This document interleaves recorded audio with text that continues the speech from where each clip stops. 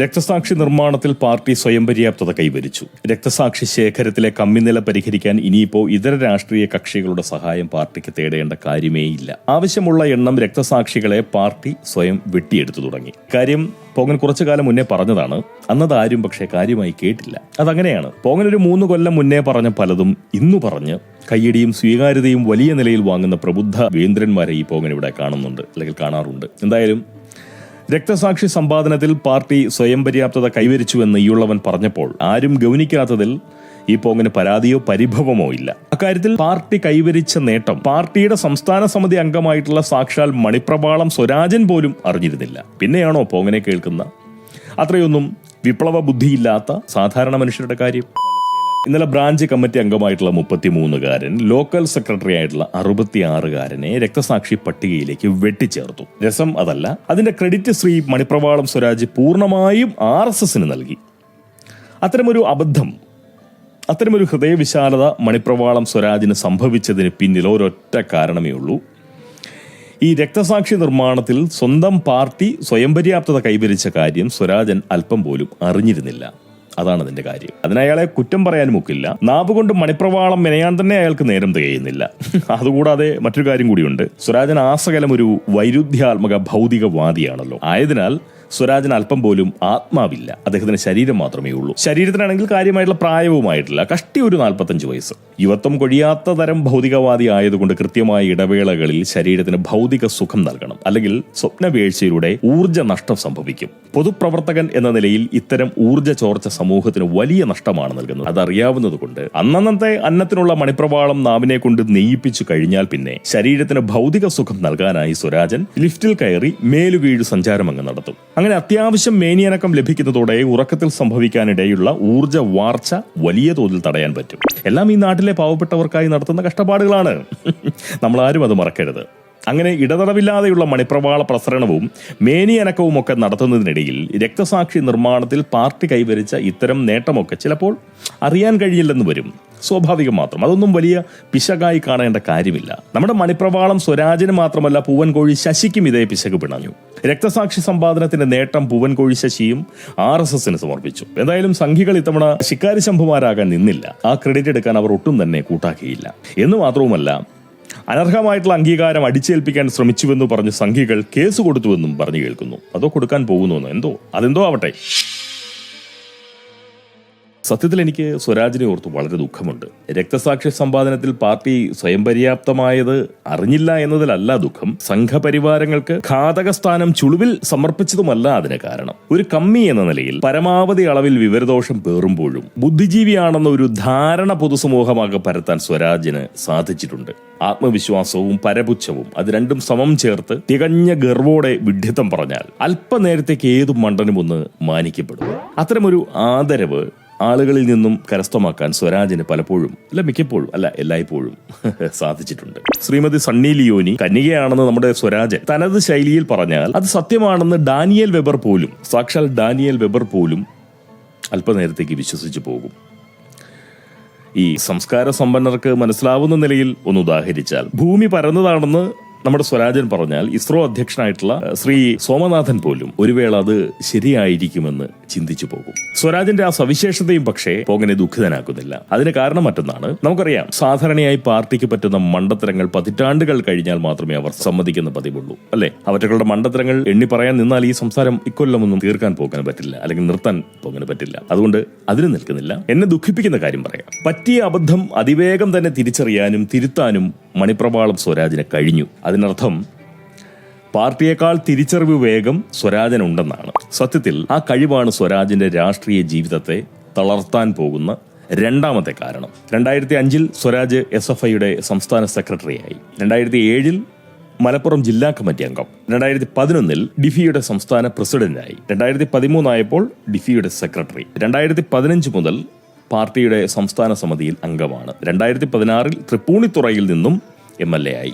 2021 1232 വോട്ടുകൾക്ക് മാത്രം 1232 വോട്ടുകൾക്ക് മാത്രം സ്വരാജ് തോറ്റുപോയി. സ്വരാജ് എന്ന രാഷ്ട്രീയ പ്രവർത്തകന്റെ വളർച്ച 2021 അവസാനിച്ചു.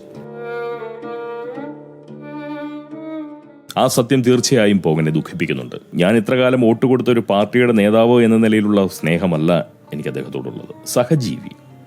ആ ഒരു പരിഗണന മാത്രമാണ് ഞാൻ നൽകുന്നത്. എന്തൊക്കെ പറഞ്ഞാലും കമ്മ്യൂണിസ്റ്റ് പാർട്ടിയിലെ ഭേദപ്പെട്ട നേതാക്കളുടെ എണ്ണത്തിൽ കൊള്ളിക്കാവുന്ന ഒരാളായിരുന്നു സ്വരാജ്. അദ്ദേഹത്തിന് നിയമസഭയിൽ പോലും പറ്റിയ അബദ്ധങ്ങളും പറയുന്ന എണ്ണമില്ലാത്തത്ര നുണകളും മണിപ്രവാളവും അതൊക്കെ മാറ്റിവെക്കാം. അങ്ങനെ അല്ലാതെ നോക്കിയാൽ പോലും സാധാരണ കമ്മികളിൽ നിന്നും എത്രയോ വ്യത്യസ്തനാണ് താനെന്ന് ബോധ്യപ്പെടുത്താനുള്ള, അല്ലെങ്കിൽ അങ്ങനെ ഒരു ധാരണ പരത്താൻ അദ്ദേഹത്തിനൊരു വിരുദുണ്ട്. അത് ആശ്വാസകരമായിട്ടുള്ള ഒരു കാര്യം തന്നെയാണ്. എന്തായാലും കഴിവുള്ളവരെയും ഭേദപ്പെട്ട നിലവാരം പ്രകടിപ്പിക്കുന്നവരെയും ഒതുക്കുന്ന കാലത്തിലൂടെയാണ് പാർട്ടി കടന്നു പോകുന്നത്. എന്തുകൊണ്ടാണ് 2021 വെറും 1232 വോട്ടുകൾക്ക് മാത്രം സ്വരാജൻ തോറ്റത്? സ്വരാജിനെ തോൽപ്പിച്ചത് കമ്മ്യൂണിസ്റ്റുകൾ തന്നെയാണ്. 2011 VS തുടർഭരണം നിഷേധിച്ച അതേതരം കമ്മ്യൂണിസ്റ്റുകൾ. സാമൂഹ്യ ശാസ്ത്രജ്ഞന്മാരും രാഷ്ട്രീയ നിരീക്ഷകരുമൊക്കെ അവരൊക്കെ എന്തൊക്കെ പറഞ്ഞാലും പോകൻ ഉറച്ചു വിശ്വസിക്കുന്ന ഒന്നുണ്ട്.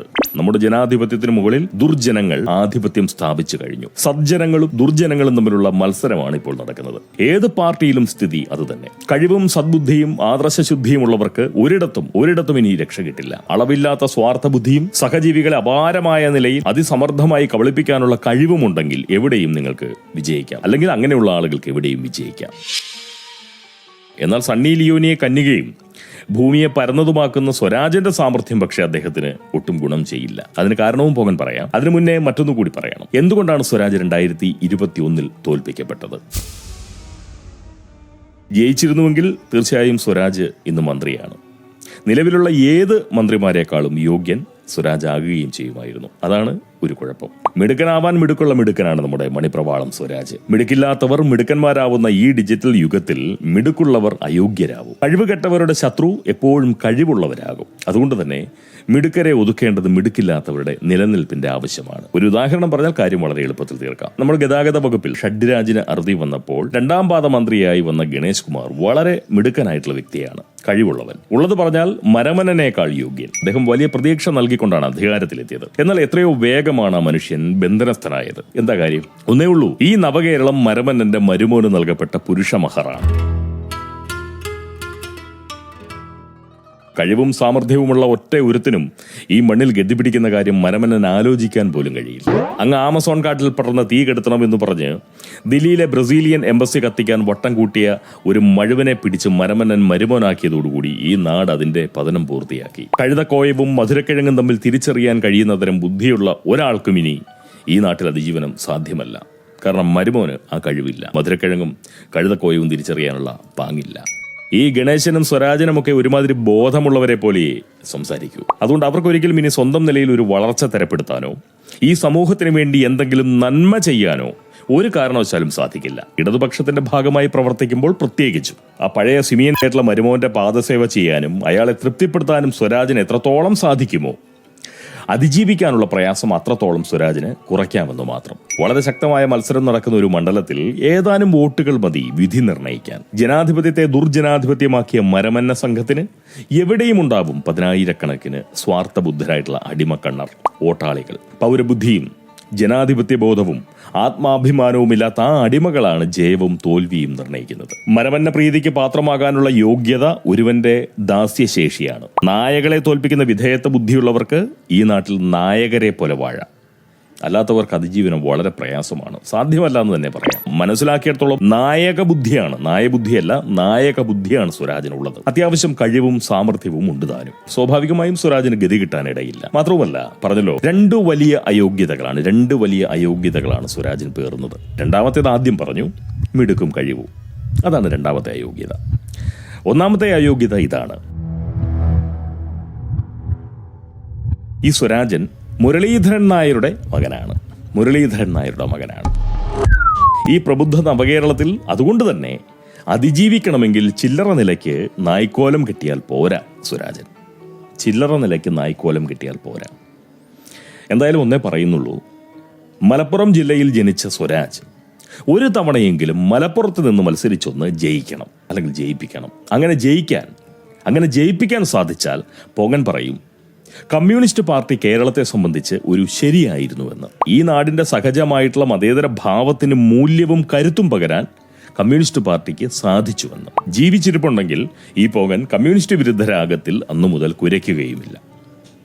കിട്ടിയോ? I saw the flashes in the dark, colors on the wall. നിങ്ങളെല്ലാം കണ്ടമാനം അളവിൽ സൂക്ഷിക്കണം. സാമൂഹ്യ കാര്യങ്ങളെപ്പറ്റി ആരോടും ന്യായബുദ്ധിയോടുകൂടി ഒന്നും പറയരുത്. അടുത്ത സഖാക്കളോട് പോലും പാർട്ടിയെപ്പറ്റി വിമർശന സ്വഭാവത്തിൽ സംസാരിക്കരുത്. അബദ്ധവശാൽ പോലും സത്യം പറയരുത്. നീതിബോധത്തോടെ ജീവിക്കാൻ ആലോചിക്കുകയേ ചെയ്യരുത്. അതുപോലെ എപ്പോഴും പിന്നിൽ ഒരു കണ്ണു വേണം. സംഘികളെയും കൊങ്ങികളെയും ഒന്നും നിങ്ങളാരും പേടിക്കേണ്ട ആവശ്യമില്ല. അവരൊക്കെ പിശുക്കരാണ്. കിട്ടിയാൽ മാത്രമേ തിരിച്ചു കൊടുക്കൂ, അതും നല്ല മൂടുണ്ടെങ്കിൽ മാത്രം. കമ്മികൾ ഉദാരമതികളാണ്. കിട്ടുമെന്ന് പേടിച്ചു കൊടുത്തു കളയും. ചില പട്ടികൾ പേടിച്ച് കടിക്കുന്നത് പോലെ. അവരൊരിക്കലും നേർക്കുനേർ വരികയുമില്ല. പിന്നിൽ കുത്തിയും കുതുകാല് വെട്ടിയും മാത്രമേ അവർക്ക് ശീലവുമുള്ളൂ. അതുപോലെ സുടുക്കളെയും സൂക്ഷിച്ചുകൊള്ളുക. സഖാവിന്റെ വേഷമണിഞ്ഞ് കമ്മിപാളയത്തിൽ സുടുക്കൾ കയറിയിട്ട് കാലം പലത് കഴിഞ്ഞു. അവരൊന്ന് വലിയ ആധിപത്യം നേടിയിരിക്കുന്നു പാർട്ടിയിൽ. പഴയ സിമിയൻ തീവ്രവാദികൾ വരെ ഇവിടെ കമ്മി വേഷത്തിൽ മന്ത്രിമാരായി വാണിട്ടുമുണ്ട്. സഖാവായിരിക്കുക എന്നാൽ വിഡ്ഢിയായിരിക്കുക എന്നും മാത്രമല്ല ഇന്നർത്ഥം. അപകടത്തിലായിരിക്കുന്നു എന്നും മനസ്സിലാക്കണം. അപകടത്തിലായിരിക്കുന്നു. വീട്ടിൽ വളർത്തുന്ന പൂവൻ കോഴിയെ പോലെയാണ് സഖാക്കൾ. വിശേഷപ്പെട്ട അതിഥി വന്നാൽ മതി, പറമ്പിലെ ആധിപത്യ വാഴ്ച അവസാനിക്കും. പുരപ്പുറത്ത് കയറി നിന്നുള്ള കൂവൽ നിൽക്കും. അതുപോലെ തന്നെ പിടചവിട്ടിന് അറുതിയാവും. തീന്മേശയിലെ ഒരു വിഭവമായി ആ കുക്കുട ജീവിതം അങ്ങ് തീർന്നു പോകും. അതോർക്കണം. കാര്യം നിങ്ങളെയൊക്കെ വിമർശിക്കുന്നുവെങ്കിലും സഹജീവി എന്ന സ്നേഹം എല്ലാവരോടും ഈ പോങ്ങനുണ്ട്. അതിപ്പോ സുഡാപ്പികളോട് പോലും പോങ്ങൻ ആ മനോഭാവം സൂക്ഷിക്കുന്നുണ്ട്. നിങ്ങൾക്ക് ആർക്കും ഒരു ജലദോഷം പോലും വരണമെന്ന് ഞാൻ ആഗ്രഹിക്കുന്നില്ല. അതാണ് സത്യം. നമ്മൾ ആരും സഹജീവിയെ ഒന്നിന്റെ പേരിലും കൊല്ലരുത്. സഹജീവിയാൽ നമ്മൾ കൊല്ലപ്പെടുകയും അരുത്. രാഷ്ട്രീയം കൊണ്ട് നേതാക്കന്മാർക്ക് മാത്രമേ ഗുണമുള്ളൂ. നാടിനോ നാട്ടുകാർക്കോ ഒന്നുമില്ല. അതുകൊണ്ട് നമ്മൾ നയിക്കേണ്ടത് രാഷ്ട്രീയ ജീവിതമല്ല, നമ്മുടെ വ്യക്തി ജീവിതമാണ്, പൗരജീവിതമാണ്. അല്ലെങ്കിൽ പിന്നീട് ദുഃഖിക്കേണ്ടി വരും. നമ്മുടെ കൈകൾ നമ്മുടെ തലയ്ക്കാണ് താങ്ങാൻ വേണ്ടത്, കണ്ടവന്റെ ഒന്നും ആസനത്തിനല്ല. ജനാധിപത്യത്തെ ദുർജനാധിപത്യത്തിൽ നിന്ന് സദ്ജനാധിപത്യത്തിലേക്ക് കൊണ്ടുവരുവാൻ ആദ്യം മാറേണ്ടത് നമ്മളാണ്. നമ്മളെന്നാൽ നമ്മൾ പൗരന്മാർ. ആത്മാഭിമാനവും പൗരബുദ്ധിയും ദേശീയ ബോധവുമുള്ള മനുഷ്യരാവാൻ നമുക്ക് കഴിഞ്ഞാൽ, നമ്മുടെ കൈകൾ കനത്ത ആസനങ്ങളെ താങ്ങുന്നത് നിർത്തിയാൽ, ജനനായകർക്ക് പകരം ജനസേവകരെ നമ്മൾ തിരഞ്ഞെടുത്തു തുടങ്ങിയാൽ, കള്ളന്മാരെ കാവലേൽപ്പിക്കില്ലെന്ന് നമ്മൾ തീരുമാനിച്ചു കഴിഞ്ഞാൽ, അനർഹമായതൊന്നും ആഗ്രഹിക്കുകയോ ആർജിച്ച് അനുഭവിക്കുകയോ ചെയ്യില്ലെന്ന് നമ്മൾ ഉറപ്പിച്ചു കഴിഞ്ഞാൽ, ജാതിക്കും മതത്തിനും സാമൂഹ്യ കാര്യങ്ങളിൽ യാതൊരു പ്രാധാന്യവുമില്ലെന്ന് നമ്മൾ തിരിച്ചറിഞ്ഞു കഴിഞ്ഞാൽ ഈ നാട് നന്നാവും. അപ്പോഴേ ഈ നാട് നന്നാവൂ. നമ്മൾ സ്വതന്ത്രരായിട്ടുള്ള ഒരു ജനസമൂഹമാണ്. അതുകൊണ്ട് തന്നെ നേതാക്കന്മാർ ഇനി നമ്മളെയല്ല, നമ്മൾ നേതാക്കന്മാരെയാണ് നയിക്കേണ്ടത്. ന്യായത്തിന്റെയും നന്മയുടെയും നീതിയുടെയും സ്നേഹത്തിന്റെയും സഹിഷ്ണുതയുടെയും സഹജീവി സ്നേഹത്തിന്റെയും ഒക്കെ വഴിയിലൂടെ ഈ സമൂഹത്തെ പുരോഗതിയിലേക്ക് നയിക്കാൻ നമ്മുടെ സേവകരെ നമുക്ക് ചുമതലപ്പെടുത്താം. അതിനുള്ള ശ്രമമാണ്, അതിനു മാത്രമുള്ള ശ്രമമാണ് നമ്മൾ ഓരോരുത്തരും ഇനി നടത്തേണ്ടത്. അതെങ്ങനെയാണ് പ്രാവർത്തികമാക്കാൻ കഴിയുക എന്നുള്ള ചിന്തയാണ് വാസ്തവത്തിൽ നമ്മളൊക്കെ നിരന്തരം നടത്തിക്കൊണ്ടിരിക്കേണ്ടത്. പിന്നെ ഈ മണിപ്രവാളം സ്വരാജിനും അതുപോലെ തന്നെ നമ്മുടെ പൂവൻകോഴി ശശിയുമൊക്കെ നടത്തിയിട്ടുള്ള ഈ നുണ, അല്ലെങ്കിൽ ഈ ഒരു കൊലപാതകം RSSന്റെ തലയിൽ കെട്ടിവെക്കാനുള്ള പരിശ്രമം, അത് ഭയങ്കരമായിട്ടുള്ള അപകടം ചെയ്യുമായിരുന്നു എന്നുള്ളതാണ് സത്യം. അല്ലെ? എന്തുമാത്രം ഭവിഷ്യത്ത് അതുകൊണ്ടുണ്ടാകുമായിരുന്നു. നമുക്കറിയാത്തൊരു കാര്യത്തെക്കുറിച്ച് ആധികാരികമായിട്ടുള്ള അഭിപ്രായങ്ങൾ നവമാധ്യമങ്ങളിലൂടെ പറയരുത്. പ്രത്യേകിച്ച് ഉത്തരവാദിത്തപ്പെട്ട ഇതുപോലുള്ള സ്ഥാനത്തിരിക്കുന്ന അല്ലെങ്കിൽ ഇത്രയും ഉന്നത സ്ഥാനീയരായിട്ടുള്ള നേതാക്കന്മാർ ഇതുപോലുള്ള അബദ്ധങ്ങൾ ചെയ്യരുത്. ഒരു അന്തംഗമി നിലവാരത്തിൽ ഒരു പോരാളി ഷാജിയെ പോലെ, ഒരു സൈബർ പോരാളിയെ പോലെ ഇത്രയും അധപ്പതിക്കുന്ന രീതിയിലേക്ക് ഇവരൊക്കെ പെരുമാറുക എന്ന് പറയുന്നത് വളരെ മോശപ്പെട്ട ഒരു കാര്യമാണ്. ഇത്രയും കാലം ഇവിടെ ഉണ്ടാക്കിയ പല പരിക്കുകളും വാസ്തുവിൽ ഇതുപോലുള്ള നുണകളിൽ നിന്നുണ്ടായതായിരിക്കും. മനുഷ്യരെ തമ്മിലടിപ്പിച്ചും തെറ്റിദ്ധരിപ്പിച്ചും നശിപ്പിക്കുകയാണ് ചെയ്യുന്നത്. അതുകൊണ്ട് നമ്മൾ ഓരോരുത്തരും വളരെ കരുതലോടുകൂടി തന്നെ ജീവിക്കണം. ഇവർ ഇതുപോലുള്ള നുണകൾ ഇനിയും പറയും. കരുതലെടുക്കുക എന്നുള്ളതാണ് നമുക്ക് ചെയ്യാൻ പറ്റുന്ന ഏറ്റവും വലിയൊരു കാര്യം. അതുകൊണ്ട് സഖാവെന്നോ സംഘിയെന്നോ കൊങ്ങിയെന്നോ ഒരു രാഷ്ട്രീയ ഭേദവും കൂടാതെ എല്ലാ മനുഷ്യരും കരുതലെടുക്കുക എന്നുള്ളതാണ് നമുക്ക് ചെയ്യാൻ പറ്റുന്ന ഏറ്റവും വലിയൊരു കാര്യം. നമ്മൾ ഇതിനെ വൈകാരികമായിട്ടല്ല കാണേണ്ടത്, വളരെ വിവേകത്തോടു കൂടിയാണ് കണ്ടു മനസ്സിലാക്കേണ്ടത്. ഒരു കുറ്റകൃത്യം നടന്നു കഴിഞ്ഞാൽ രാഷ്ട്രീയമായിട്ടോ ജാതീയമായിട്ടോ മതപരമായിട്ടോ അല്ല അതിനെ വിശകലനം ചെയ്യേണ്ടത്. വളരെ ശ്രദ്ധിച്ച് കൈകാര്യം ചെയ്തില്ല എന്നുണ്ടെങ്കിൽ കൊല്ലാനും കൊല്ലപ്പെടാനും മാത്രമായിട്ട് നമ്മുടെ ജീവിതം നമ്മൾ തീർക്കേണ്ടി വരും. ഇതൊരു അപകടം പിടിച്ച പോക്കാണ് പോയിക്കൊണ്ടിരിക്കുന്നത്. ഞാൻ എപ്പോഴും പറയുന്നു, ഈ കാല കമ്മ്യൂണിസ്റ്റുകളാണ്, പിണറായിസ്റ്റുകളാണ് ശരിക്കും പറഞ്ഞാൽ ഈ നാടിനെ നശിപ്പിക്കുന്നത്. പണ്ട് ഇത്രയും ബുദ്ധിമുട്ടുകൾ ഉണ്ടായിരുന്നില്ല ജീവിക്കാൻ. കൂടുതലൊന്നുമില്ല, നിർത്തുന്നു തൽക്കാലം. അടുത്ത വീഡിയോയിലൂടെ വീണ്ടും കാണാം. കളവാണെന്ന് അറിഞ്ഞുകൊണ്ട് എന്തൊരു കളവും. ഷേക്സ്പിയറുടെ ഒരു പ്രയോഗമുണ്ട്, അവനവനോടെങ്കിലും സത്യസന്ധത പുലർത്തുക എന്നതാണ് പരമപ്രധാനം. അത് വളരെ പ്രധാനപ്പെട്ട ഒരു. നിങ്ങൾക്ക് ലോകത്തെ മുഴുവൻ പറ്റിക്കാം, നിങ്ങളെ പറ്റിക്കാം.